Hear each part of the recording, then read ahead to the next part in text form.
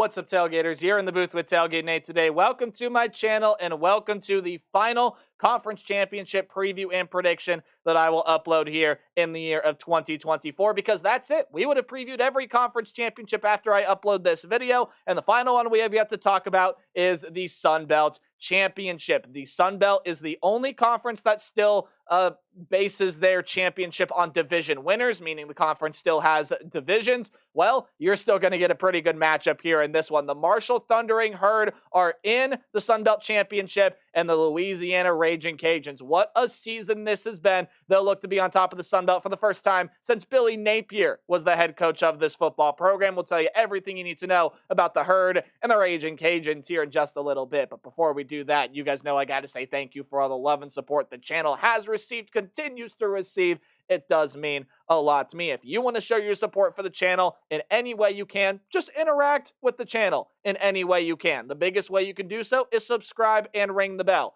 You should especially do so if you're as big of a college football nerd as I am. You aren't going to want to miss anything that I have to say about the college football playoff and anything else happening as we wrap up the college football season, as well as bowl game predictions. But just simply kicking back, relaxing, and watching this video, however you may have found it, hey, I really appreciate that. Liking, commenting, sharing, and giving me a follow on any social media. It's at TailgateNate29. I would be very happy to connect with all of you fine people. But with all of that said and done and all of that out of the way, let us now talk about the Thundering Herd, the Louisiana Raging Cajuns. This should be a fun one. Hey, Louisiana, because they had the best record out of the two teams, they are hosting this game, so it's going to be played in Lafayette, Louisiana. Only the third all-time meeting between these two teams. Louisiana has won both of them, and we'll see if Marshall can break that streak. How do we do preview predictions around here? Well, I'm glad you asked. We're going to take a deep dive into some keys to the game when each team possesses the football. So we will first look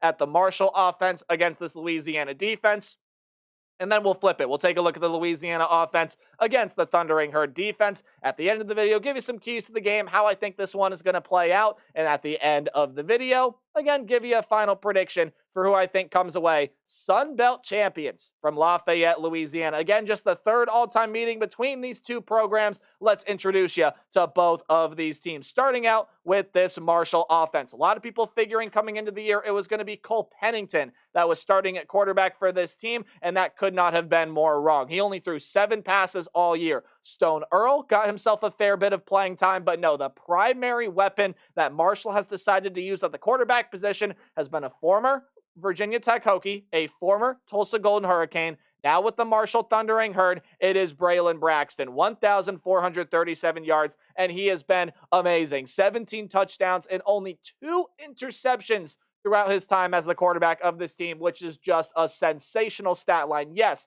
the passing total is not going to blow you away, but this is the Marshall team that's built on the ground game anyway. They got a guy in A.J. Turner back there, a sophomore, that had over 150 yards rushing this year and 6 rushing scores. We all know Braylon Braxton's ability to get outside of the pocket and run. That is not super surprising. And then also you got a guy in Jordan Houston that is back there as well. Just shy of 100 carries, but he rushed for almost 500 yards and 1 touchdown. He is averaging right around that 5 yards per carry mark. In fact, a little above that. Even in A.J. Turner, 8.3 yards per carry. He is going to be really, really tough to slow down here for this Louisiana defense. And we'll talk about that here in just a little bit. But this is a team that just doesn't turn the football over, or hasn't so far this year. Third down offense is okay. The offensive line is pretty darn solid, but the one thing that Marshall doesn't do is really control the clock. Usually when you see a team built on the run and average more run games, or average more rushing yards per game than passing yards per game, you figure, hey, this is a team that's going to be pretty solid at controlling the clock.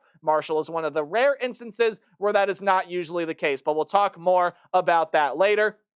Louisiana. The reason that Marshall's run game is going to be so vital in this matchup is because it's Louisiana's weakness. The secondary has been tested a fair bit this year and has performed really well, only allowed just shy of 190 passing yards per game, but over 150 rushing yards per game by this Louisiana defense is not great. And it's not great when you're going up against a team that averages almost 200 yards per game on the ground. And they are not a great third down defense, but they do force a fair bit of pressure, and they are able to generate quite a bit of turnovers here as well. And those turnovers, I'll tell you how they come here in just a little bit, but the turnovers come from 15 interceptions. It's a defensive backroom that's only got 30 passes defended, but 15 picks. When they go for the ball, they make it count, and they make you pay. This is a Louisiana defense that kind of plays a bend but don't break style because they only allow 22.8 points per game,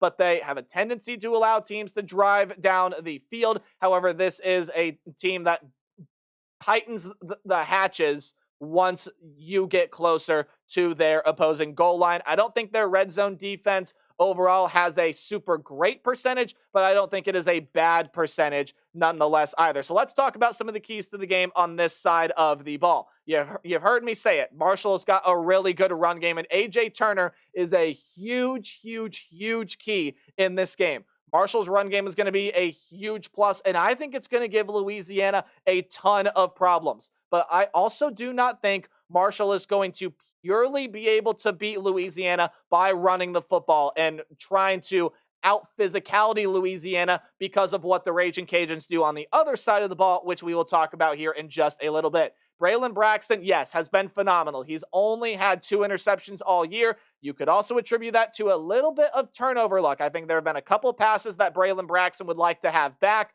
that thankfully did not get picked. That's going to have to continue here in this game. Now, this is the Marshall team that just doesn't turn the football over whatsoever. It's only got 9 turnovers on the year. That is less than a turnover per game.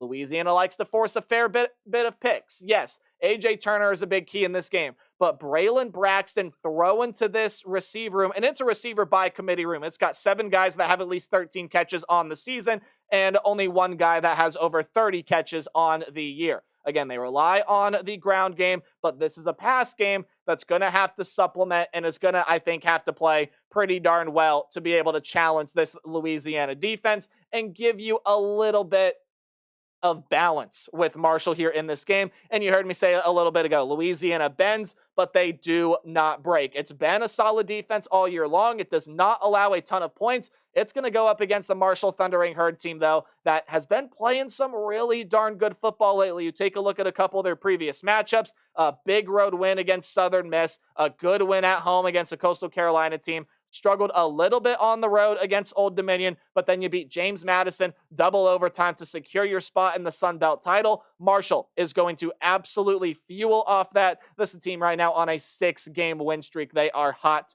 hot, hot. Speaking of hot, though, Louisiana has been the best team in the Sun Belt all season long, and that is not a statement that I believe you can doubt. You take a look at their 2 losses, a loss at home to South Alabama. Yeah, probably one that they would like to have back. But then you lost to a Tulane team that is favored to win the American Athletic Championship.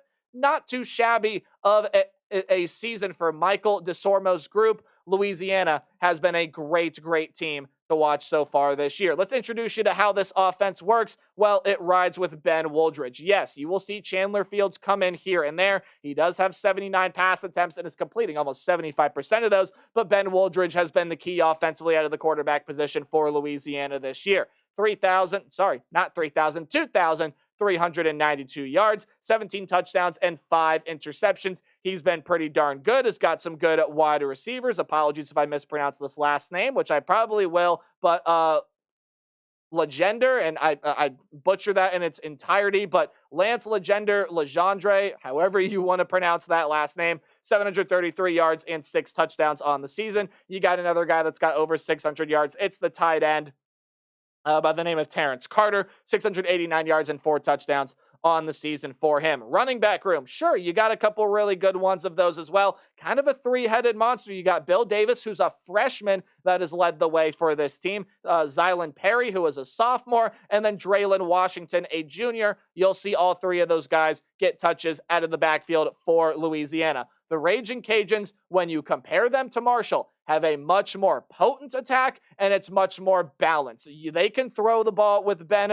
Wooldridge. They can run the football as well. Little bit more balanced than what Braylon Braxton and Marshall are going to be able to field out on the football field, and they've just been playing much better football consistently all year long than this Marshall offense has. Almost 450 yards per game, They average over 35 points per game. They're great through the air. They're really, really good on the ground. They average almost 7 yards per play. The big play ability with this team is evident, and it can definitely kill a Marshall defense that has a pretty solid secondary. So I don't think Ben Wooldridge is going to have a field day per se. I don't think he's going to throw for 250 to 300 to 350 yards and torch this Marshall secondary because this Marshall secondary is pretty darn good. No.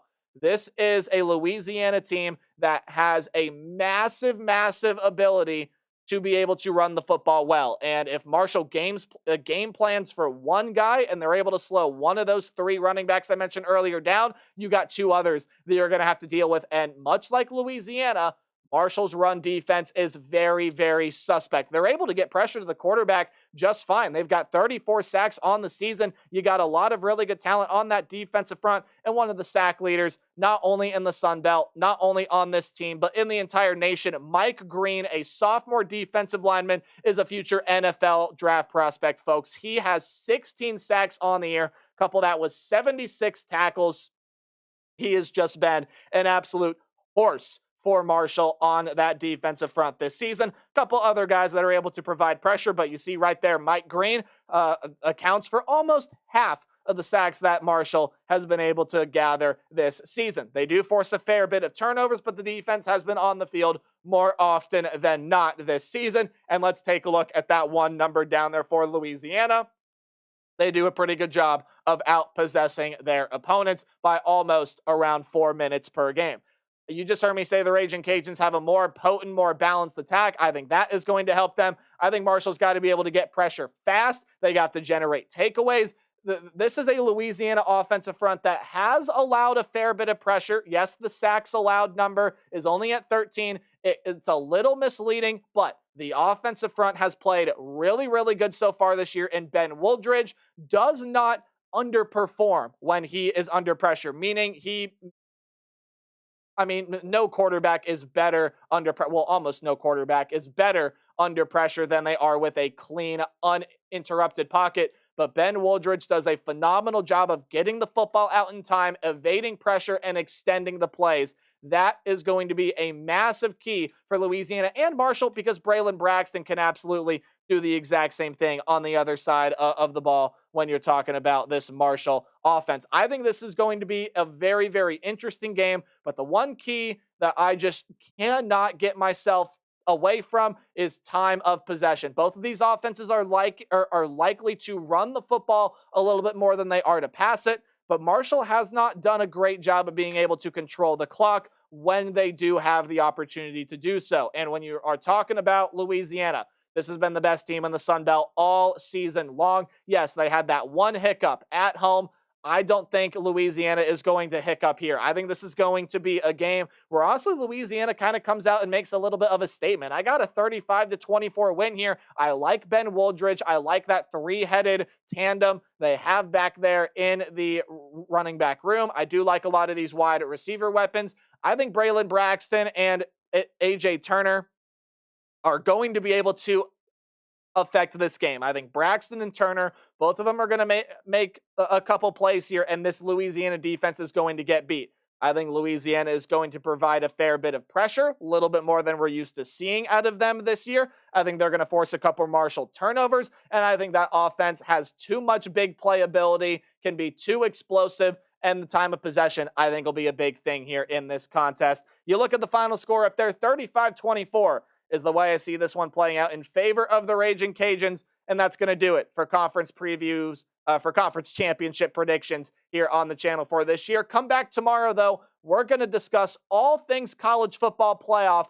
in a video that you don't want to miss. Remember to play hard, but tailgate harder. I'll see all of you guys tomorrow. Goodbye.